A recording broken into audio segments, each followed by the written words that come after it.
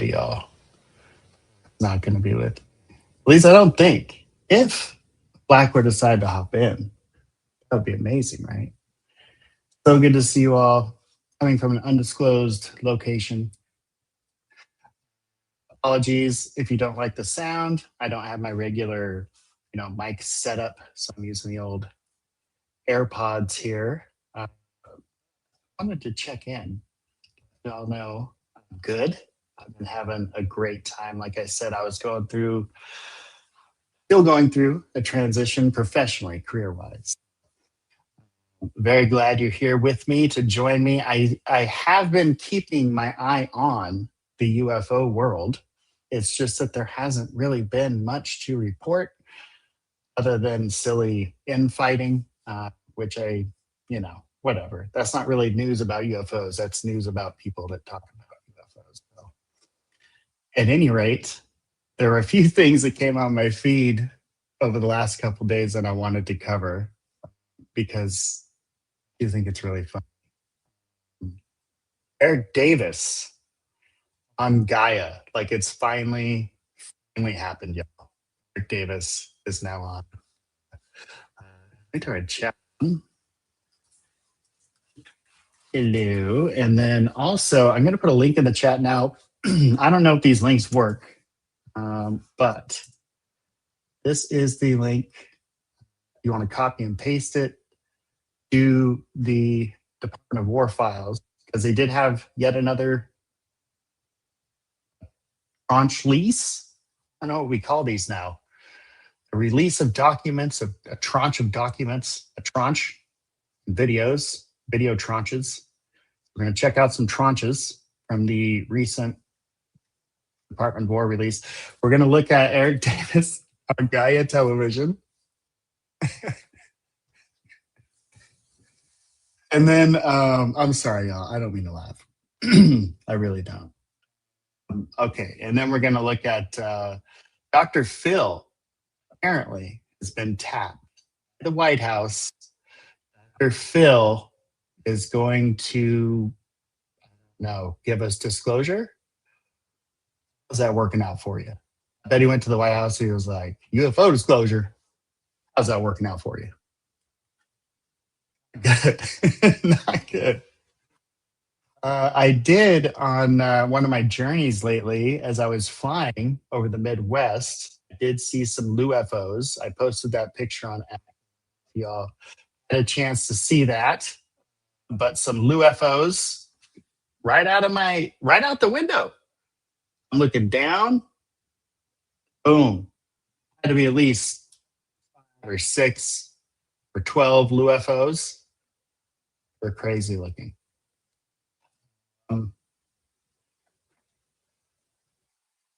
Exactly, free peasy. Exactly. Getting it done. How's that working out for you? We need some UFOs. Okay, so without further ado, because I just can't to get to this area. Now, look, if you've watched any of my episodes before, you know that I have a certain opinion of Eric Davis. Not that I don't hate anybody. I also think we need to be honest about things that people do. And personally, when I was, one of the things that motivated me, inspired me to really take a deeper dive into UFOs recently was the fact that there was a document that a military official wrote in this document that we have materials from a craft made not of this world. Craft made not of this world. That was in a US government document. That was like a big deal. And then, like, within 5 years, we find out it's this guy named Eric Davis.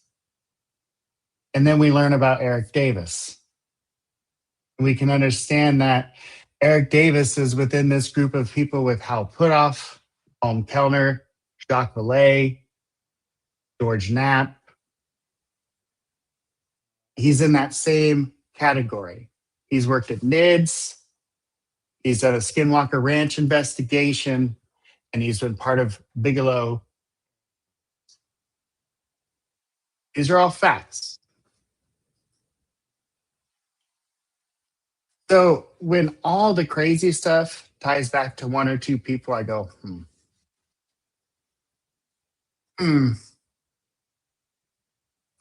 Well, here we are today, and Eric Davis is on Gaia TV. Think what you will of Gaia. I'm not going to talk bad about Gaia either. But I mean, I remember a while ago watching YouTube before I paid for the ads or the no ads, seeing this guy like freak out and throw his arms up and down. He said his name was Bashar. Oh, yeah, that was Gaia. And then, Corey Good. Yeah, that whole thing. That was. And now we have Eric Davis from Gaia. Well, let's see what the man has to say, shall we? I'm sure it's all non-biased, based information. You said that, they are Nordics, Greys, insectoids, and reptilians. And you mentioned that, the public has low credibility evidence on that. And in the classified programs, there's high credible evidence actually of this. My question for you is, now I'm not trying to push you to break your NDAs here, but I know you can't say much, but in those photos and reports, were those species involved in those photos and reports that you saw? Just one of them. And there's a minimum of 4, and that was my slip up for not clarifying that. There's a minimum of 4. The best example of the number of, I don't know if you would say species versus morphology. You have to look at Bob Emenegger's book, his companion book to his 1974 television documentary, UFOs, Past, Present, and Future. Yeah. And he's got a section in the middle of the book showing graphics of the taxonomy of different UAP craft that have been observed and investigated by Project Blue Book. And then there's one with the taxonomy of NHIs or aliens. And NHIs, aliens. Are you seeing grays? He's saying it. Unless I misunderstood that. That's that section on the taxonomy of the different NHIs / aliens, or UFO knots, as Jacques Vallée calls them, is an excellent example of the variety of different type of UAP beings or crew members that have been reported and investigated and encountered. So there's a minimum of 4. The insect, and as I qualified as at the May 1st, 2025 House Oversight Committee, I clarified that the reptilians and insectoids are not a species well, they are. It's just that they morphologically resemble what they're familiar with on Earth. So, for example, the insectoid is going to represent a type of NHI species that resembles or looks like, it's got the facial and body morphology of an insect or a praying. Okay. What the fuck did he just say? So the NHIs and the aliens, and then the reptoids and the reptilians, and then, but it's all just one morphology. And so they all go back to mantids. That's all I was saying. What the fuck are you talking about? What the fuck are you talking about? Mantis, yeah, but that's not what they are. They're not a praying mantis by any means. They're not an insect by any means. It's just that that's how they appear. Right, they're not an evolution of a praying mantis, actually. Yeah, and so the same with the reptilian. It doesn't mean that they're reptiles. It just means that they resemble an Earth-type reptile. Remember, these things, we don't know that they even come from Earth. So, but that doesn't mean that's exactly what they are. We don't have, I'm not aware that we've got any deceased ones. I'm aware that we've recovered deceased grays. And the grays are like the little ones you saw near the end of Close Encounters of the Third Kind. The little guy, diminutive bodies and really large heads. Is that the one you saw?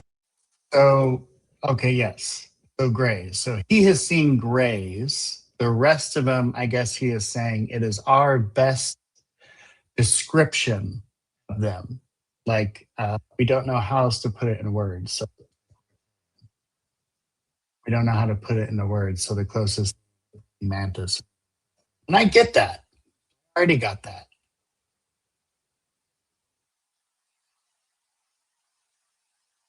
But I mean, like if you just do some research,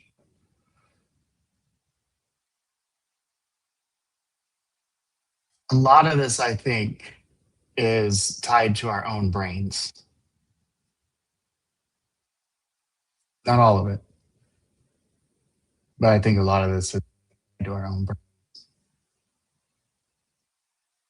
Some kind of connection, maybe between us. I don't know.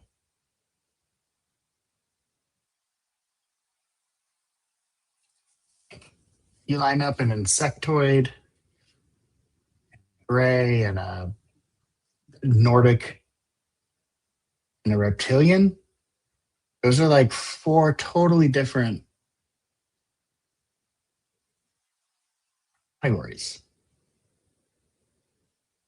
So he's saying they're like different NHI.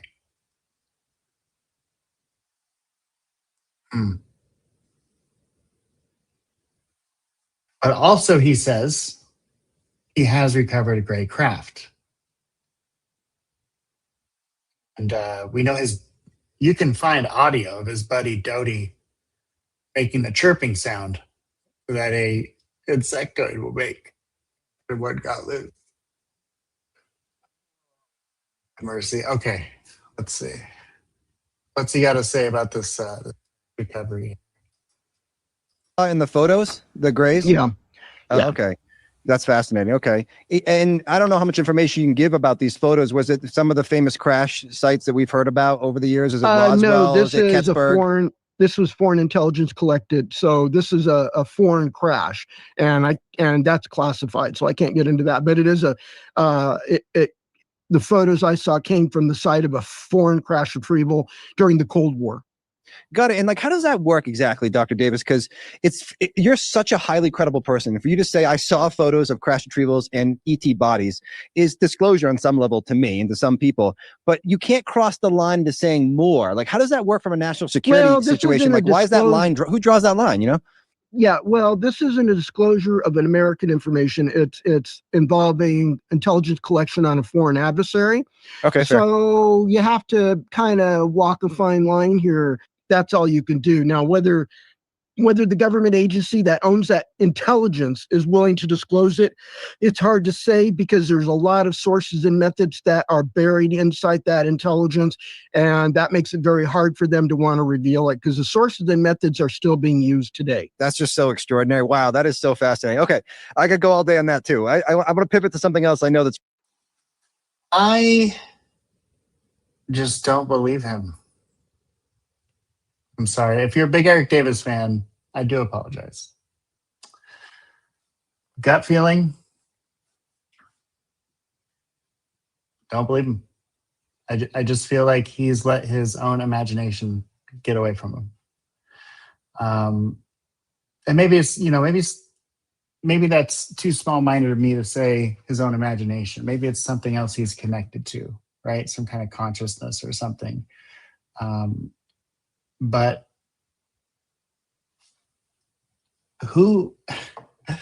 he's got four or five other people that agree with him. Let's see, the NDAs must be pretty flimsy. That's what I'm saying. It's like, it almost sounds like disinformation, right? Which is what, oh my God, was it not Bill Campbell? I think it was Bill Campbell. See, like the government's been doing this to people that are interested in paranormal and alien stuff for years. They've just been misleading them, lying to them, manipulating them. So for him to go on Gaia, and once again, like he's not backing, so he became a meme for like months with the 4 species thing. Y'all remember Eric Burles's face? Burleson was like, oh my God. It was just reptilians And then there's Greys, and of course there's the Nordics, right? And look, reptilians, like, there was no talk. There's never been talk of reptilians being interstellar until like the last, I don't know, 10 years. It's like you see these things morph over time. And that's why I think like Pasolka kind of hit the nail on the head when she said, like, it's almost like becoming a religion. It's like you got to double down for whose side you're on, or pff.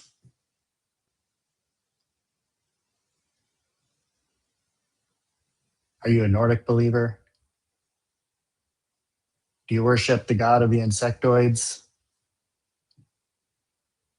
It's the same thing, just replacing God. I mean, I don't know if I 100% agree with her, but it's a pretty valid point, I think. It's really popular. You've been going viral lately, by the way, Dr. Davis, for things you said last year and recently. One thing that you're kind of famous for is talking about the Holloman ET landing in '64. Correct me if I'm wrong. Former President George Bush in '03 or '05 told you a story and relayed this information about a landing at the base. Can you walk me through where you were when George Bush told you this, and also the... All right. Well, I don't want to get shut down by fucking Gaia TV, but anyway, you can see where that whole conversation's going, right? I don't know. You're gonna have to watch the whole thing on Gaia if you want to learn more. But what I can say is it sounds like a bunch of bullshit to me. Sorry. Not sorry. Sorry, not sorry. Isn't that how it goes? Okay, so, and this is,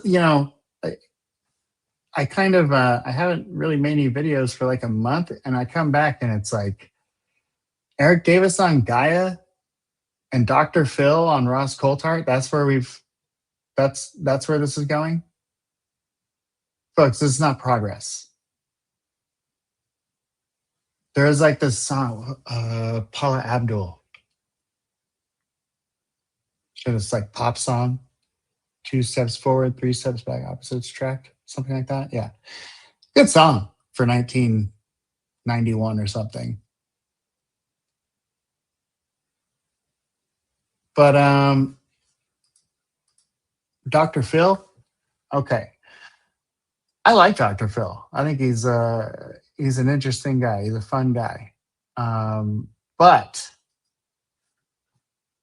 the White House, they tapped him. They were like, you know what? We need Dr. Phil. He's the only one that can save us. So, yeah, there's Dr. Phil and Ross Coulthart on the screen there. And I think, like, I think Dr. Phil could be great if you have like a troubled teen, you know? I don't know about aliens, though. I'm not really sure if that's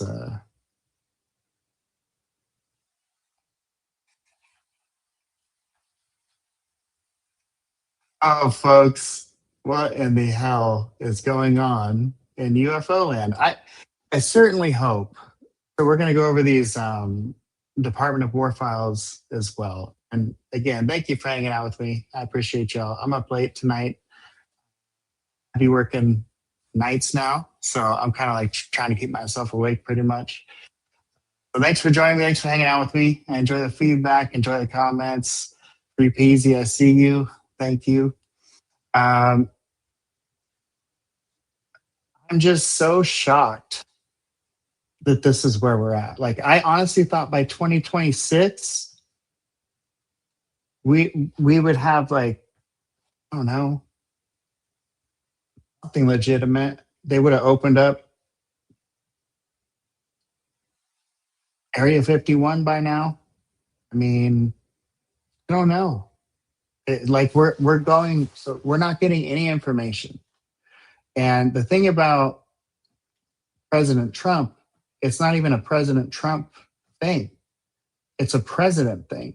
Like a president, it's a temporary job. So he's got like 4 years, maybe 8 if he's good. And so these programs that have been going on for decades, like using black budget money, you think about all the technology that's out there these days, all the information and data they're able to collect for free. For free.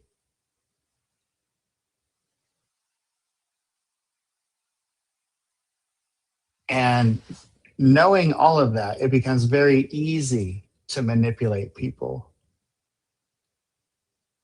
You know, it wasn't like several months ago where people were literally, I was hearing people say they thought that the Disclosure documentary by Dan Farah and the Disclosure Day movie by Steven Spielberg was going to be this huge shift and revelation, and like people were going to open their eyes, and then the government was going to come out and tell us everything. It's the same bullshit, y'all. It's a cycle. Just keep us busy on the next thing. The only way we're going to get the truth is if we demand it. And that's really hard to do in today's world. It just is. We got kids to feed. We got battles to choose. And is this the one?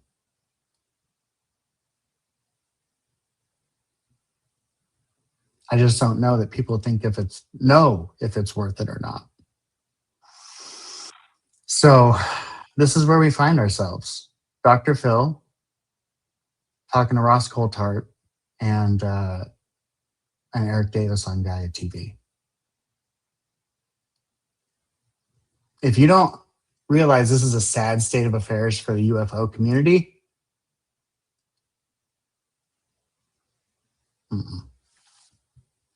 okay, so on that note, let's see, maybe Dr. Phil changes my mind. Maybe Dr. Phil is just what we need for disclosure. Who knows? Phil, welcome to Reality Check, sir. I've got to ask, Reality Check. What prompted the White House approach to you to invite you to have an early look at this latest tranche of UFO files? Well, first off, thank you for having me on your platform. I think people listen and trust your voice, and I'm so glad that you're dealing with this subject matter down under, and it travels up here as well, so people know and listen. You know what else? Other things travel on the internet is like, things where journalists do questionable things for headlines. That travels online too. So if you don't know, it's worth a Google. It's worth a AI search. Check who your journalist is. That can be important. Listen to you.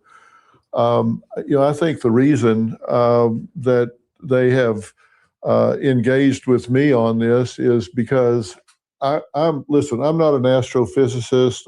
I'm certainly not an astronaut. I haven't been to space. I haven't looked out there myself. But I think we have to look at what's going on with all of this in different pieces. And one piece is, what are we going to disclose to the world and certainly to the American public?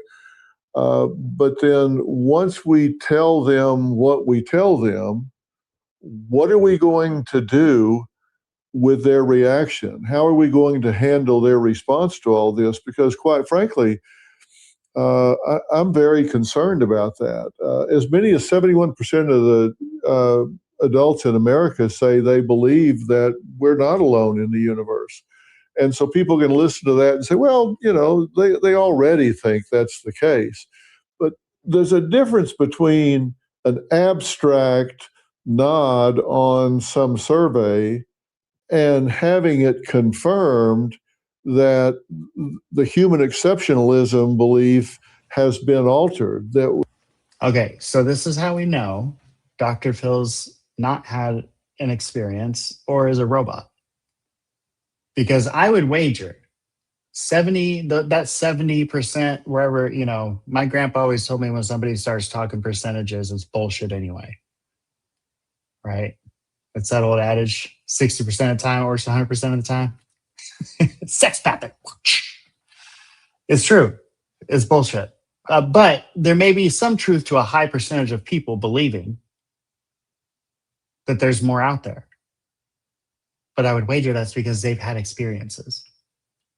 I've had experiences.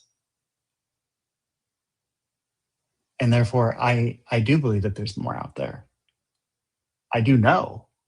I mean, I can say I know for myself. I can't say I know for you. But I know for myself there's more out there. So to be like, well, that high percentage of people, they're also not going to be able to cope with it. They already know. They already know, Phil.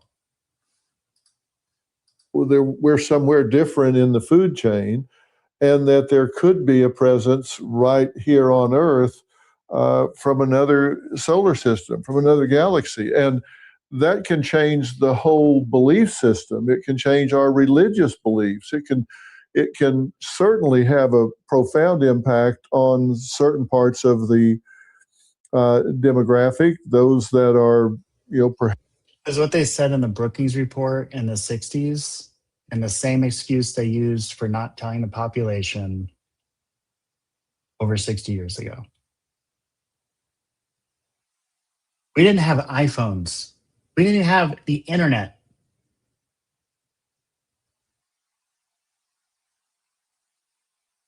It's a little bit different set of circumstances. There's so much information coming at us so fast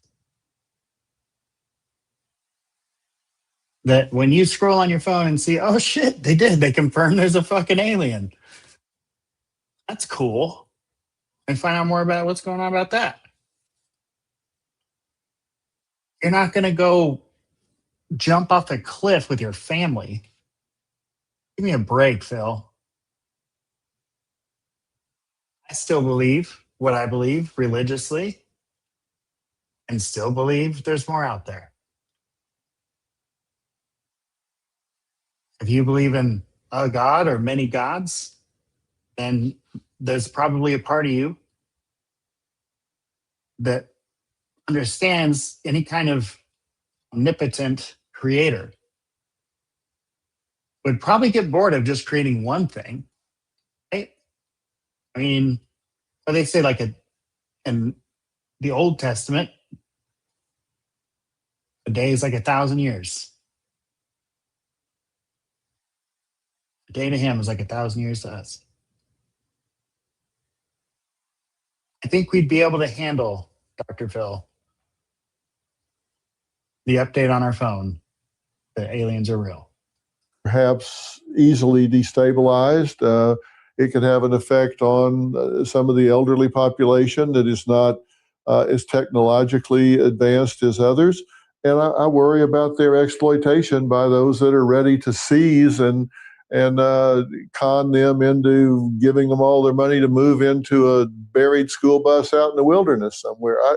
There's a lot of things we have to consider once we tell them what we tell them. Dr. Phil, I know you are... Hey, but stupid is as stupid does. Come on. There's always going to be dumb people. You can't do anything about that. Respected by... So, like the rest of us should just live in the dark because a small percentage of us can't add 2 + 2? The administration, and you've engaged previously with Donald Trump himself. When the administration reached out to you, how did they tell you what you were being invited to look at? Take me through how that happened. Well, I will. We, I have a relationship with President Trump and with many others in the administration. I serve on the Presidential Commission for Religious Liberty, and that involves the Department of Justice and other departments that have to do with constitutional rights. And I think they.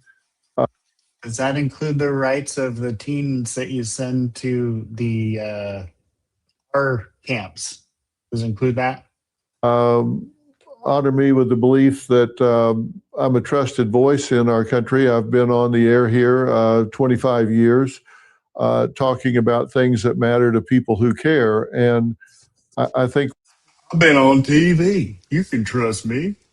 one of the things that we discussed was the fact that, you know, if things that are going to be disclosed are going to reveal that legitimate people, you know, we've had, I don't know if you've paid much attention to this particular aspect of it, but in the American media, there's been a lot of talk about UFOs and that sort of thing, you know, all the way back into the 40s and 50s.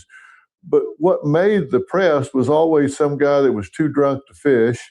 He was out there kind of stumbling around, said he was abducted and anally probed and then let go. Now, I'm not so sure that that was all by accident so much as it was to. Like, it just shows the ignorance. There's like one major guy that said that, and he has said that he felt like it was done on purpose because they were angry with him. That's what he felt. 99.99% of other abductees do not say that happened to them. It was one guy. And the vice president of the United States right now, J.D. Vance, who's supposed to be all into aliens and going to get us disclosure, he just needs 5 minutes to look at the files, and then we'll know. Just wrote a book called Communion and didn't know Whitley Strieber's first book was called Communion. You cannot make this shit up. We're not getting any disclosure under this group of cats. Like, they're too easily manipulated. They're too easily influenced by money.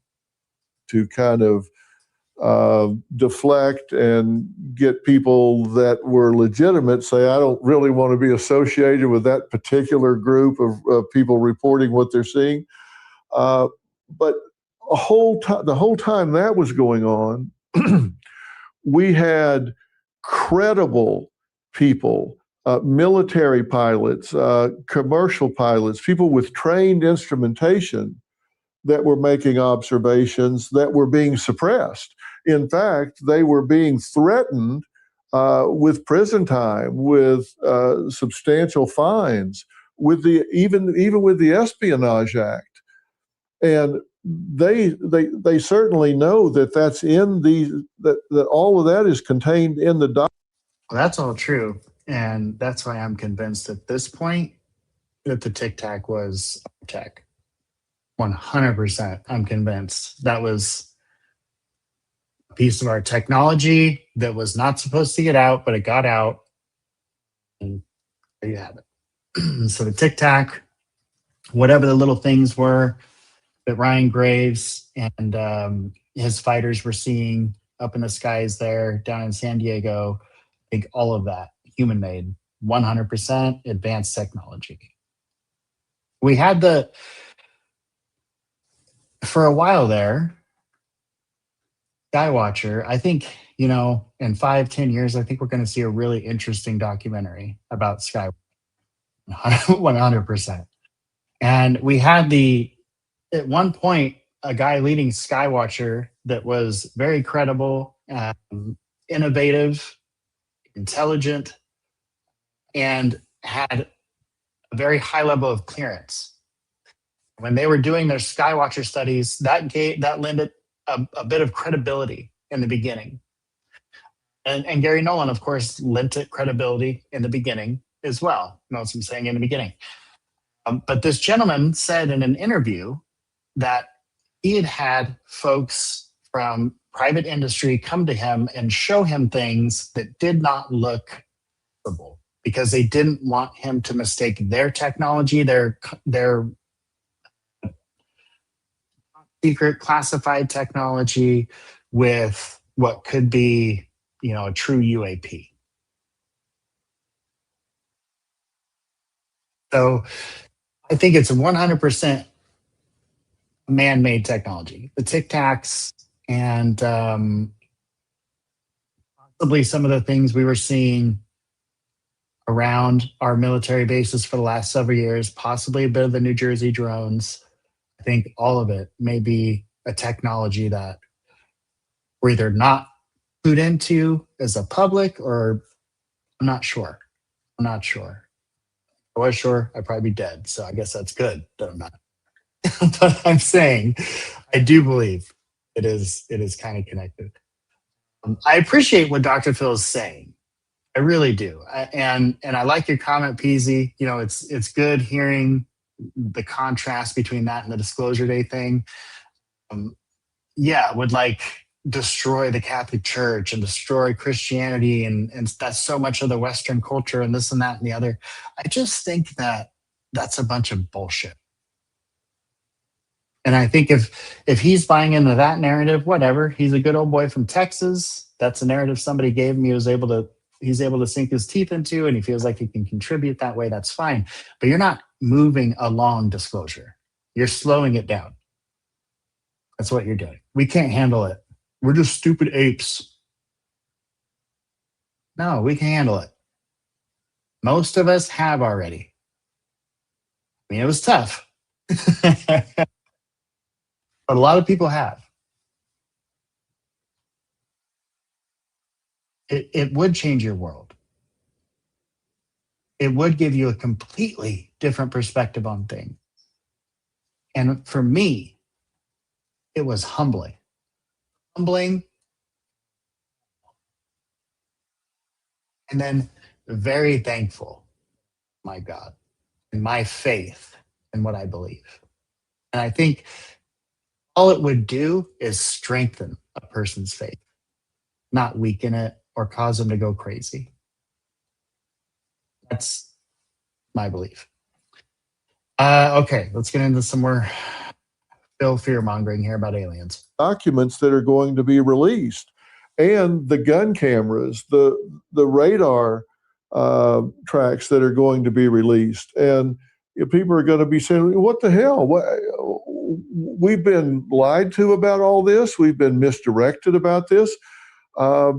It's like a psyop that we've seen previously in war efforts, when the entire media machine was co-opted into convincing people to get behind the war effort by mimicking war atrocities that were completely made up just to get people behind the war effort. That the same thing was going on concerning UAPs and UFOs. And one of the first things I said, that infuriates me. How dare they do that? I don't think that's right, and I think we deserve better. I think a lot of Americans share your moral indignation at that, sir. And what I also find heartening is it's clear from what you're telling me that there are people at a high level in the administration who have approached you who are talking about disclosure. Do you get the impression that Donald Trump is seriously thinking about disclosing the potential existence of a non-human intelligence in this planet? Well, I think so. But, there's something that's going on here, that there's a fragmentation of this information within the United States government. And I think some of the people that are in control of this information kind of treat the president of the United States as though he's a temp employee. Bill, were you watching the Gabriel Speaks podcast? I think Phil secretly watches. He's one of our 15 viewers that we typically get on a live broadcast. Yeah, 100%. There you go. That one, he nailed. This person's going to be here for a while, and then they're going to go out. And I'm not sure how candid some of the people in control of this information are with the boss, with the president of the United States, which is pretty incredible when you think about it.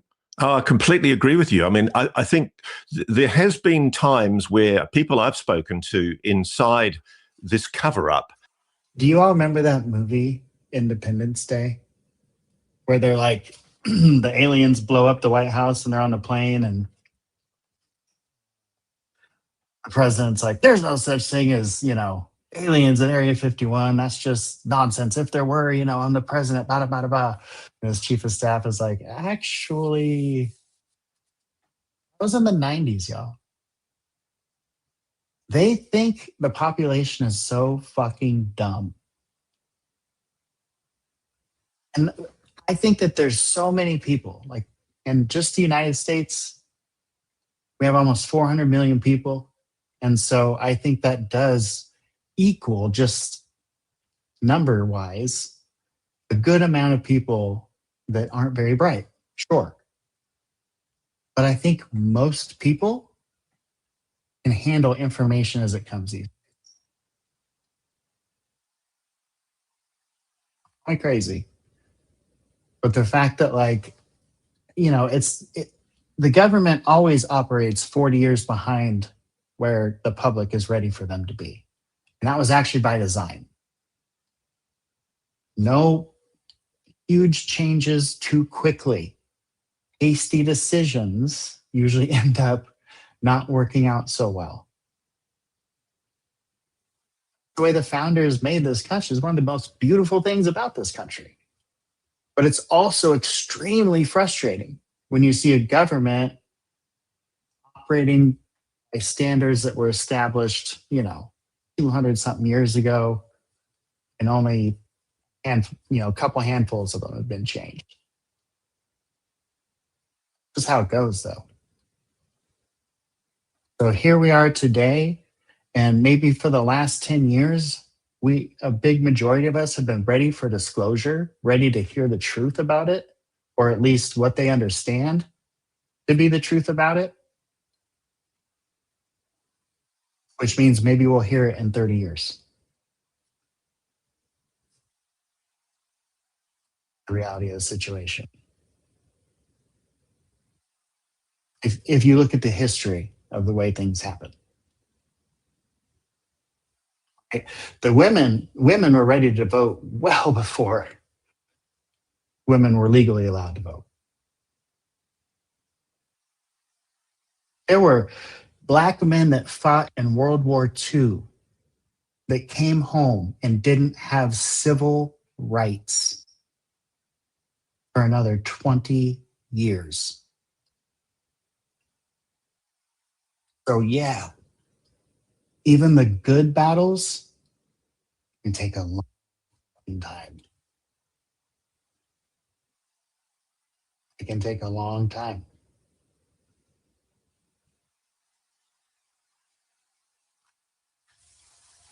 To say we're not ready for it, come on, Dr. Phil. We're ready. Maybe all of us aren't ready. Most of us are. Have told me the president is regarded as a temporary employee. And I've reminded people, the president of the United States is the commander-in-chief. He's the head of the armed forces. He has the right to know and have access to any secret. Constitutionally, he's the top dog. And yet, as you say, we know presidents have been kept in the dark. From what you've heard from people in the White House who reached out to you about these UFO files, do you get the impression that President Trump is taking a personal interest in this subject? Well, I don't think there's any question about it. I think he has decided it's time for transparency. I think he's decided that it's time that the people are shown and given what they've been entitled to for decades and decades. And his order, his executive order about this was very clear: to declassify this information and disclose it to the American public. Now, he's going about this, I believe, in the most responsible possible way. I think I don't know what all there is to be disclosed, but I think doing it in a stepwise fashion to give people the opportunity to wrap their heads around this and begin to process the fact that we may not be at the top of the food chain, to speak with their pastors and priests and rabbis and all about what this means and how to fold this into their belief system mentally, emotionally, spiritually, psychosocially, it gives people a time to start processing that and thinking through it. Damn, what did they tell Dr. Phil? What the fuck? That shit got real quick, didn't it? It sounded like propaganda until he started talking there, and I was like, oh, he's like really trying to tell people to get ready. That's interesting. Fucking Dr. Phil. I think is a responsible thing to do instead of overwhelming people. I think also if you drop everything at one time, if you want to hide something and you want to hide it in plain sight, bury it in a sea of minutia and give it to people where they can't find it with both hands and a flashlight. That's an easy way to hide things. Now with AI and the ability to upload all those files and have them go through and look for certain things, that's not as easy to do as it has been. But your typical citizen doesn't have that ability and power to go through and know what to search for and what not to search for. But we've got the fourth tranche of information out there right now. And one of the things that I guess two things that have jumped out at me as I've gone through all of this, and certainly in the one that we had the opportunity to dig into before it became public, two things. Number one, there has been a massive cover-up. And two, there's no question there are unexplained phenomenon happening in our atmosphere here. And I can expound on what I mean by that if you want me to, but I don't want to talk. I would like you to. I mean, when you say there's a cover-up, Dr. Phil, explain to me what convinced you there's a cover-up. I know there's a cover-up, but what was the moment where you suddenly went, aha, I believe this now? Well, when I started looking at government documents, it was kind of like when I started going through a lot of documentation from some of our big social media companies here, Meta and others, and people were wondering, do they really know the impact what they're doing is having on our young people, on our teens? And we got into their documents and we read their words where they say, we know this is addictive, we know this is contributing to poor mental health of our preteens and teens, but we're doing it anyway. Then you don't have to speculate. You only have to read and measure their own words that they wrote when they didn't think somebody else was going to be reading it. Same thing is true here. You don't have to speculate when you read the documents. In 1947, Lieutenant General Nathan Twining told the Army Air Forces the phenomenon was, quote, something real and not visionary or fictitious. Yeah, it's true that a lot of the stuff that came out in these tranches was already leaked, was already out there.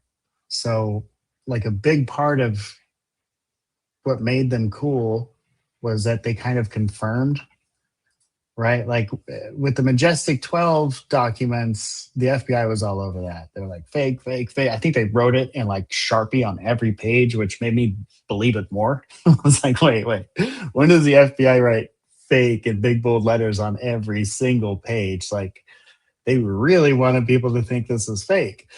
And maybe it is, but maybe there's something to it. Maybe, I've thought for a while that there's definitely some kind of agreement that's been taking place over the last several decades at least. Whether it's the Majestic 12 or something else, I don't know. But I do believe there's been some form of agreement between us and at least one NHI, maybe more. At any rate, the tranche did make what had been leaked out there way more real. And I've got it pulled up here. I put the link in the chat, but this is the Department of War just released the fourth tranche of records under Pursue. So this came out, what is today? I've been working so much. Okay, so it came a couple weeks ago. And that's the thing, right? Like it's been 2 weeks, and clearly there hasn't been anything. It's probably a lot more of the same. We know that we've gone through previous tranches like this, and there are some really interesting videos, but you just don't know if it's a balloon or if it's a drone or if it's something else. One of the more compelling videos, it looks like this star thing, and then all of a sudden you see a parachute come out of the side of it. It's like, well, why do they even include that if they know it's a flare with a parachute attached to it? Like, what is the point of putting that in there? It's like when a DA is really going after a suspect, right? They'll do a document dump on the defense, right? Maybe there's a few documents in there that will help their defendant, but what they're hoping happens is that the attorney gets overwhelmed by the amount of information and they don't find those documents that will help their defendant. And it almost seems like that's what we have going on here. I mean, this is the 4th release in this database, and I don't know how big it is. I can get into that later. Like, this is my first opportunity to get to look at this is with y'all. This document is a transcript of a 49 conference held at Los Alamos Scientific Lab. Attendees included several scientists and physicists, many of whom had contributed to the development of the first nuclear weapons during the Manhattan Project. The purpose of the conference was to discuss and gather hypotheses to account for the nature and origin of a phenomena involving green fireballs that have been reported over a period of several months in the vicinity of the laboratory. The group did not come to a consensus and a likely attribution for the phenomenon, though a leading hypothesis was that the observations may have been related to meteors entering the atmosphere at a shallow angle and high altitude. Dr. Edward Teller suggested that if not a material body, an electron phenomena might be the cause, while Dr. Lincoln LaPaz, an expert specializing in meteorics, expressed that nothing like this, to his knowledge, has ever been observed in the case of meteorite drops. Very, very interesting piece of information there. And so that's one you can go and download. It looks like, let me zoom in a little bit and just to confirm, yep, it's got Dear Mandelkorn furnished herewith in a transcript of a 2-minute conference held at Los Alamos February 16th, 1949, pertaining to aerial phenomena. And, if you're been the crazy person in your family for the last 20, 30, 40 years, this is such an in-your-face moment, Look, 1949. See? You see? They were trying to figure it out back then. They had the best and the brightest trying to figure it out by then. And those guys couldn't agree. You got one very smart guy, and Dr. Teller is saying, it's clearly these are just some kind of strange meteorites.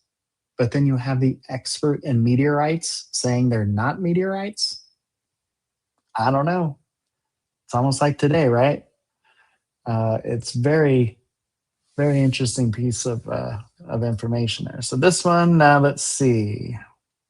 This is a file contains a U.S. Air Force Intelligence Division study analysis of flying object incidences in the United States.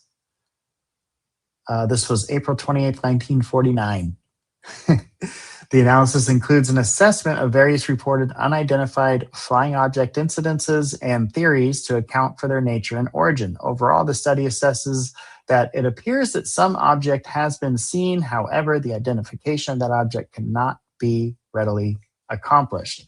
The study offers that 2 reasonable origins might account for the phenomenon: technologies of a domestic or foreign origin, It also suggests that if foreign, it is prudent for the United States to assume that UFO observations are attributable to scientific, military, or intelligence activities of the Soviet Union. And in that case, to take seriously the threat that such objects may pose. The file also contains selected contemporary UFO reports and examples of experimental flying wing type aircraft, plan forms that might account for certain commonly reported UFO characteristics.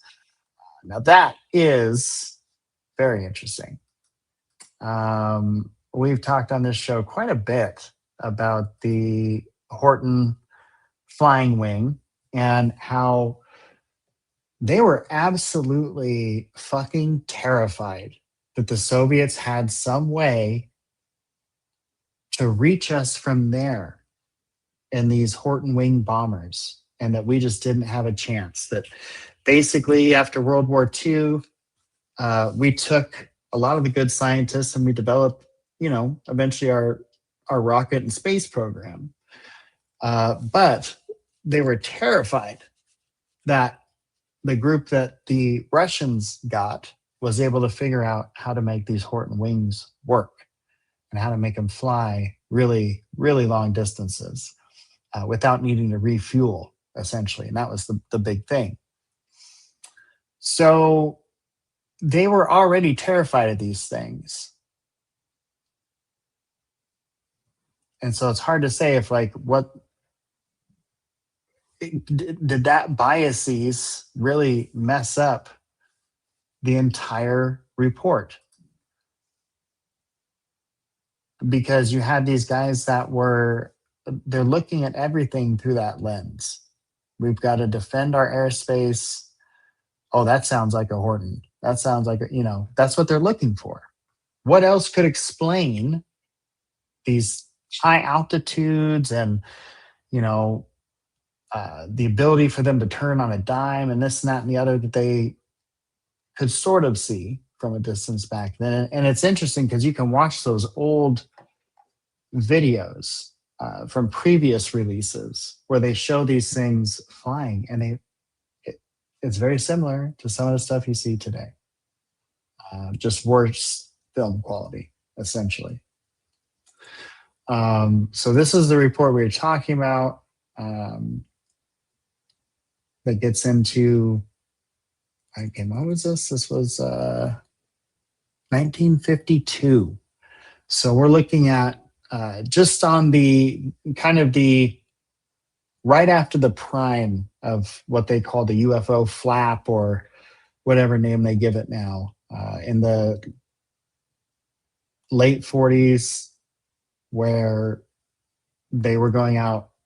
They were taking reports of UFOs. They were getting lots of reports of UFOs. And the Air Force was taking it very seriously because they were afraid of these Horton flying wings.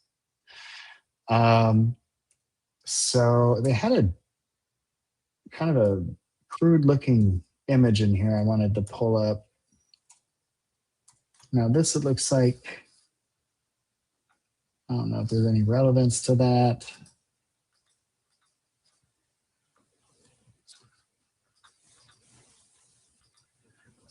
Okay, it's very difficult to see, but you have these. Oh, hey, looky there.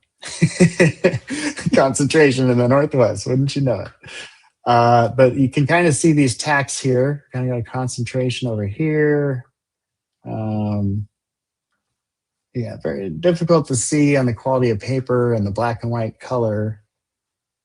But you can see there's a few clusters and then just kind of some random spots around the country where some of these sightings were. Reported sightings of flying objects as of August 1st, 1948.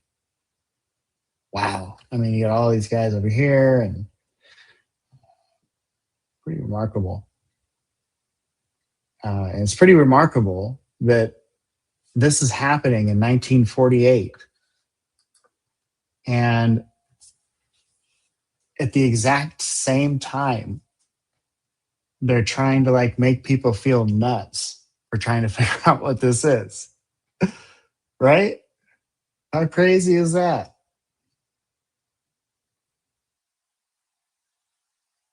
What up, UFO inventor? I love hearing the technology. Yes, I know some of the stuff out there that I've been seeing lately just looks absolutely nuts. You have these cutting edge labs using AI models and just designing whatever they can think of, pretty much. Pretty amazing stuff, I think. And again, going back to what I was saying earlier, why I believe the Tic Tac and a lot of these other things are just ours. Not all of them, but definitely the Tic Tac and certainly a few others. So here it looks like they get into the reports chronologically. Oh, wow. Take a look at that. That's interesting.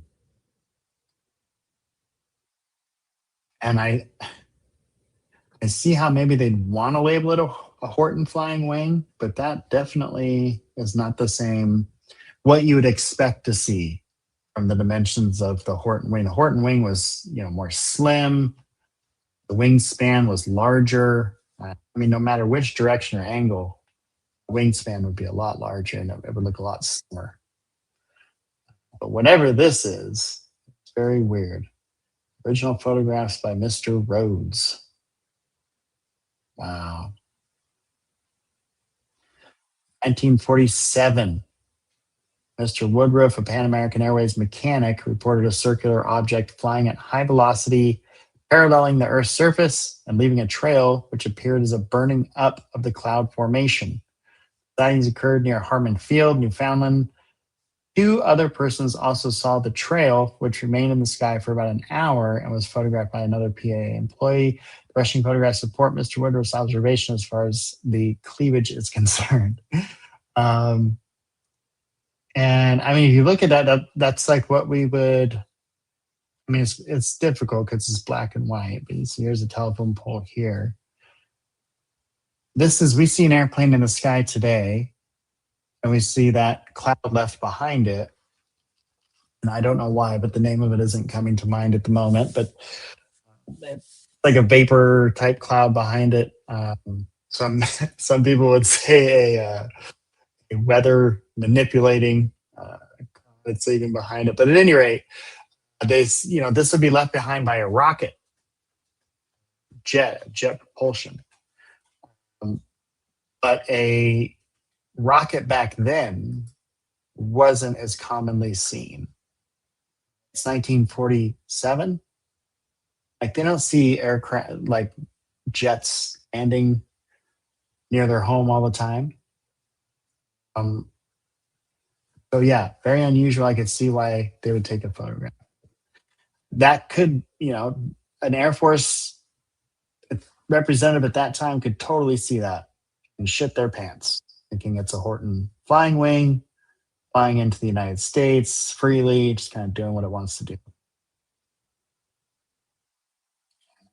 I guess that's more of this, just another angle. And it's a cloud behind it. Oh, wow. So the Kenneth Arnold story. I think most folks know the Kenneth Arnold story. Here is a drawing.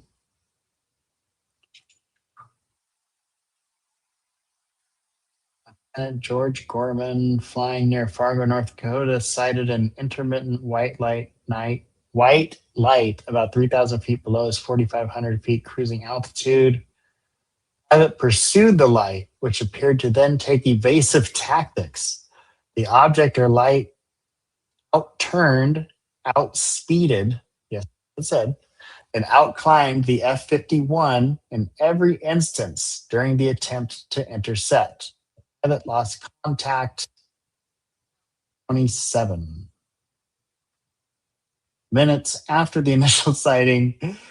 The same light was observed by 3 other witnesses from the ground. Sir L.D. Jensen, air traffic controller. Manuel Johnson, assistant traffic controller. Wait, oh, and then the Oculus. I thought that said occultist, and I was like, what the fuck? A comparison of all testimony revealed that one object was sighted and that it consisted only of a small round ball of clear white light with no apparent. So I don't know if this is it or if this is a drawing of something else, but that does not look like a Horton flying wing. Neither does that. Like a rocket. I'm not even going to try to read this because I definitely can't. I can read cursive. I can't read that. Let's see. This is done at a hotel. Henry something hotel. Okay. Reports radar intercepts. Okay. So some of this was in at least it seems like bits of it were in the previous release. Again, could this just be them? The information dump, information overload everybody, so we kind of miss the important stuff. Might be a key piece of information.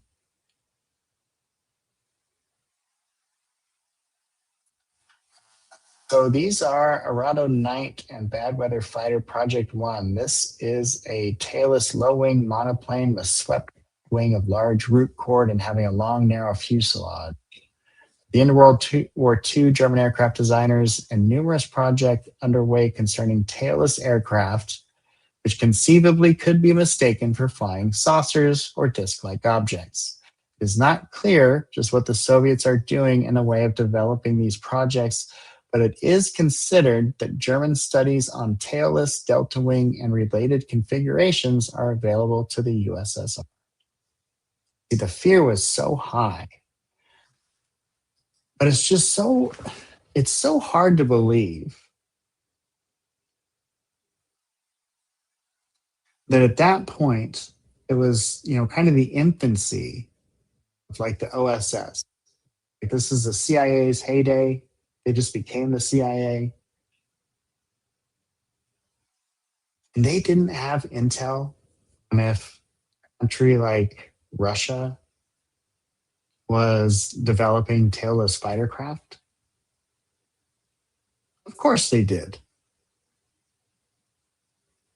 Of course they did.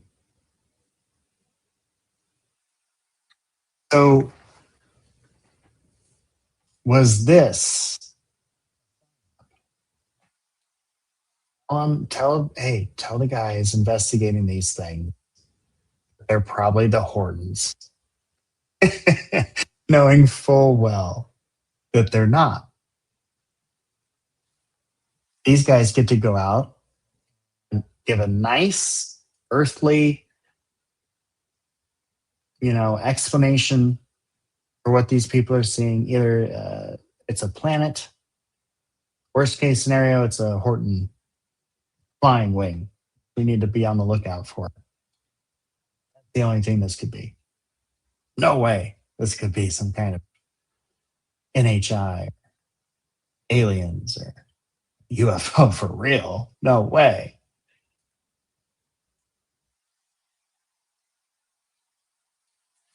Interesting. And if that's the case, it makes you wonder what they're doing today. As I said, Eric Davis. One more, see if there's anything else interesting in here.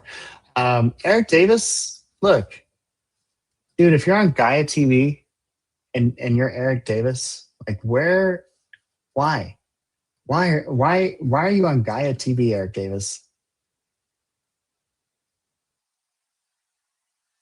Why are you on Gaia TV? Are the four species, are those today's Horton wing? I don't know.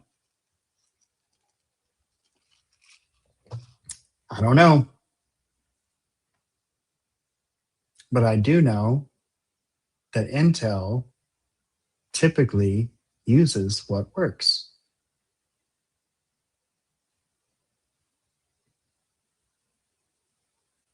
UFO Vintage 66, I will check out your channel for sure. The 666 throws me off, but I'll still check it out. He says he's the only guy from this planet claiming to know all about aliens and UFO technology. I believe it. I believe it. I will 100% look into it. No lie. Okay. So here, let me switch over to this tab. This is another file. This file contains an initial report from the Air Material Command regarding Project Sign. Project Sign was a 48 to 49 U.S. Air Force program to investigate the nature and origin of unidentified flying objects in UFO. The report details 100 UFO sightings from 47 to 48. 100 sightings from 47 to 48. I just want to make sure y'all heard that right. The file also contains an article excerpted from The Aeroplane, an aviation-focused periodical magazine published between 1911 and 1968 titled The Biology of the Flying Saucer. Wow. Now, I don't know, that was a confidential image. That might be a broken down prototype. Let's take a look. Oh, wow. Look at these are all the different reports. Seriously? That's what was interesting too. They would ask them, and we learned this a couple tranches ago, 2 or 3 tranches ago. We learned that they would not only ask for the person's information that saw what they saw in the sky, they would ask what their job was. Like what? For some reason, that was relevant. That gave you credibility. But it kind of backfired because you start getting into this list and you've got U.S. Air Force, U.S. Air Force, U.S. Air Force, U.S. Air Force, U.S. Air Force. You've got a judge down here. You've got a second officer in the Navy. You got a pilot, right? Oh, look, down here we've got Hungarian peasants. That's really what that says. Hungarian peasants. That's the observer's occupation. Oh, what a time to be alive. 1949 must have been. Let's see. Colonel U.S. Air Force, Major U.S. Air. Yeah, so see that kind of works against them. I was trying to get to, because it mentioned some images, but wow, these all are reports for a couple of years, for like 2 years. Both the photograph and story were a hoax for incident number 18. For incident number 82, the person making the report on this incident was determined to be an excitable person, very talkative and possessing an exaggerated imagination and inclined to impress people with his continuous chatter. Wow, those are some specific observations. I guess we'll take those 2 off the table. So that only leaves 98, or I'm sorry, 98. That only leaves 98.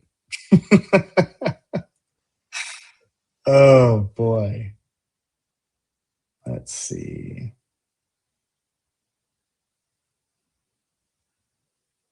This looks like a chart. What does it say? Or an undetermined number of objects were reported.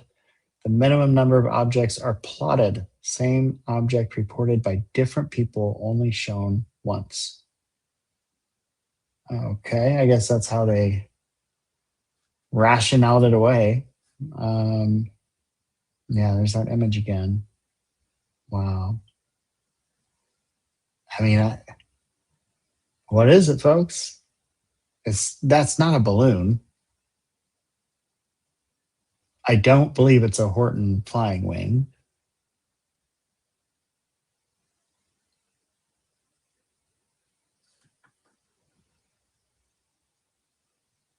Like I said, they got some additional data on the pictures here, and they zoomed in again. Oh, and they're saying what it's this. That this is this. Okay, and we've got what is that picture? Object was seen approximately 1,000 feet at the time of exposure. The observer also reports being able to see clearly a canopy enclosure. The visual of an average person would allow for this perception, but certainly not much further as the subject had low visual contrast. Okay. So yeah, here's just some information. But certainly they were taking this sighting very seriously. I don't know why they decided to throw that picture in there. Again, you know, this makes me think of like why, if you followed Matthew Brown's story, when he says he saw the, oh gosh, I'm not going to think of the name of the report now, but the report, let me find it. Constellation.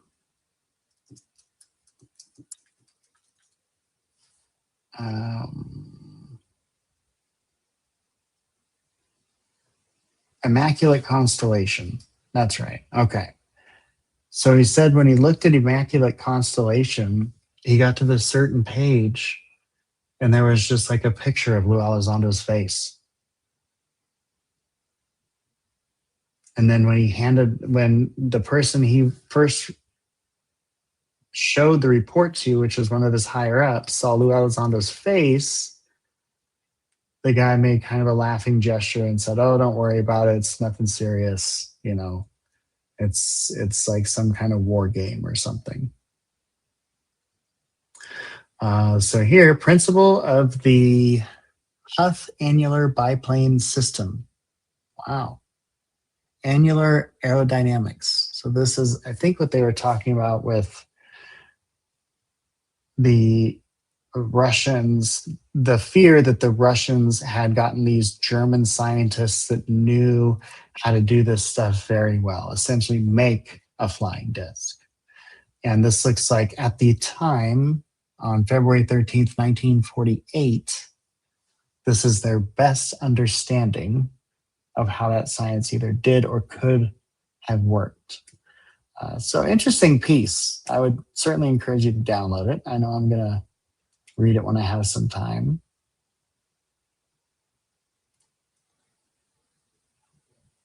And you've got a glider, 1924, which looks like just one giant wing. But, you know, falling gracefully with a giant wing versus firing around at Mach 2, Mach 3, and doing all these crazy turns, that's totally different, right? Totally different. But clearly, this is a newspaper article, March 19th, 1948. These folks were very interested. And this was not looked at as some kind of a joke. People were seeing things in the sky.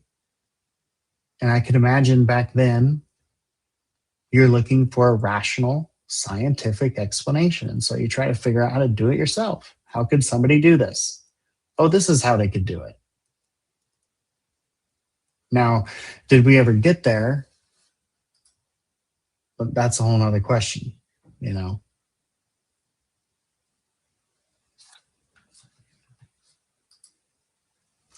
Let's see, Robert Bigelow, Jeff Bezos, and Elon Musk didn't answer your messages. You just got to keep pinging them, buddy. That's all. You just got to, look, you got to stay persistent. Those emails, those messages, you know, you'll break through. You'll get there. Yeah, network, you know. It's tough breaking through those walls. Okay, well, I think that's going to do it for me tonight, y'all. I certainly encourage you again. I did put the link to this file, these files rather, in the chat. So if you scroll up, you can see the link in there. But we went through, I think, kind of the three sort of major ones. Left a lot of meat on the bone. So if we want to come back and take a look at some more of this stuff later, we certainly will. But that's going to do it for me tonight. I'm going to call it a night. and take care of a few other things. See, when I can't talk anymore, that's when I'm like, okay, Gabe, it's time to stop. UFO inventory.